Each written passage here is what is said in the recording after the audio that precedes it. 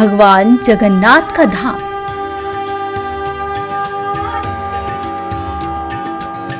जो साक्षात बैकुंठ है। यहाँ जब भव्य रथ यात्रा निकलती है तो दृश्य अत्यंत मनमोहने वाला होता है। इस अलौकिक दृश्य को देखकर प्रत्येक व्यक्ति भक्ति रस में डूब जाता है। ढोल, नगाड़े, मृदंग की थाप पर भक्त नृत्य करते हैं। लगभग 10 दिन चलने वाले इस उत्सव को लेकर मान्यता है कि भगवान जगन्नाथ का रथ खींचने से 100 यज्ञों के समान पुण्य मिलता है। देश विदेश से हजारों की संख्या में लोग भगवान जगन्नाथ की पुरी पहुंचते हैं और प्रत्येक भक्त भगवान जगन्नाथ के भक्ति सागर में गोते लगा रहा होता है। वही भक्ति का सागर जिसमें महाप्रभु चैतन्य प्रेम का रसास्वादन करते थे, वैसा ही भक्ति भाव जो महाप्रभु चैतन्य के हृदय में विराजता था, वही भक्ति रस जो गौरांग के नेत्रों से बहता था। महाप्रभु चैतन्य के लंबे भुज थे और उनके जीवा पर कृष्ण नाम की रट। वो कभी गाते, कभी नृत्य करते और कभी वियोग रस में डूबकर बेसुध हो जाते। सार्वभौम भट्टाचार्य जो थे, वो उन्होंने चैतन्य महाप्रभु को प्रताप रुद्र के बारे में बताया। महाराज प्रताप रुद्र जो है परशुत्तम देव राय के भक्त के पुत्र हैं और ये परम वैष्णव थे कि यदि राजा परम वैष्णव होता है तो प्रजा भी भक्ति में उन्मुख हो जाती है। यथा राजा तथा प्रजा। और जगन्नाथपुरी की यात्रा की प्रथा बड़ी पुरानी है।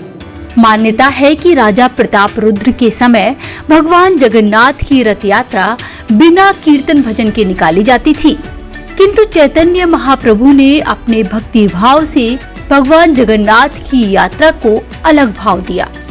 चैतन्य महाप्रभु के अनुयायियों का मानना है कि वे 7 टोलियां बनाकर भगवान जगन्नाथ के रथ के चारों ओर नृत्य करते थे।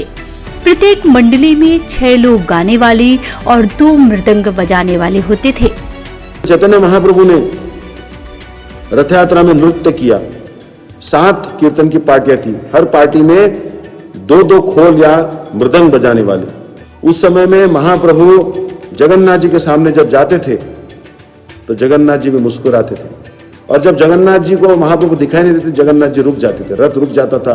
बड़े बड़े हाथी मंगवाते थे प्रताप रुद्र महाराज, हाथी भी धक्का देते थे रथ को, मगर रथ टस से मस नहीं होता था। महाप्रभु के शिष्यों का मानना है कि रथ यात्रा उत्सव का सारा भाव श्री कृष्ण को द्वारका से वृंदावन लाने का है। पुरी में स्थित श्री जगन्नाथ मंदिर द्वारका के रूप में है, जबकि गुंडिचा मंदिर वृंदावन का रूप धरे है। आप देखेंगे कि एक आप जब उड़ीसा जाते हो तो वहां एक चिल्का हृद जिसको कहते हैं, बड़ा ही सुंदर स्थान है, सुरम्य स्थान है। पर्यटक आज भी चिल्का हृद में जाते हैं तो वहां पर भी चैतन्य महाप्रभु के चरण चिन्ह पाए जाते हैं। महाप्रभु जब दंडवत प्रणाम किया लालनाथ को तो वीर कृष्ण के विरह में वहां का पत्थर पूरा पिघल गया। इसलिए चैतन्य महाप्रभु के चरण चिन्ह जो है वो जगन्नाथ मंदिर में भी विराजमान है और भक्त उनका दर्शन करते हैं। जगन्नाथपुरी में कई जगह चैतन्य महाप्रभु के पद चिन्ह अंकित हैं, जो उनके शिष्यों के विश्वास को और अटूट करते हैं। समस्त मानव जाति में भक्ति रस को, भक्ति भाव को बसाने वाले चैतन्य महाप्रभु का सनातन परंपरा में महत्वपूर्ण योगदान है। वर्तमान समय में उनके शिष्य इस्कॉन टेम्पल के रूप में महाप्रभु के दिए महामंत्र से आधुनिक युग को जोड़ने का काम कर रहे हैं।